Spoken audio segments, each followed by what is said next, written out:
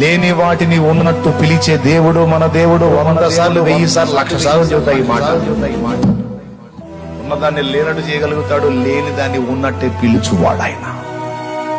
ఆయనకి సాధ్యం కాదే ఉంది, నీకు సాధ్యం కావాలి. నమ్ముటకు నీ సాధ్యమైతే నమ్మువానికి సమస్తము సాధ్యమేనన్నమాట. అబద్ధమా? చెయ్యి, ప్రార్థన చేయి మోకాళ్ళు. నీ పరిస్థితులు ఇలానే ఉంటాయి అనుకుంటున్నావేమన్నో, ఆయన తప్పకుండా మార్చబోతున్నాడు.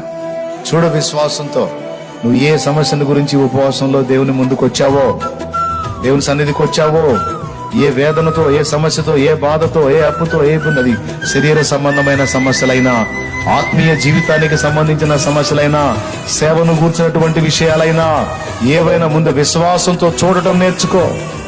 దేవుని సందేహించకుండా నమ్మటం నేర్చుకో. ప్రార్థనలో అడుగు వాటిలను విశ్వాసంతో పొందానని నమ్మటం నేర్చుకో.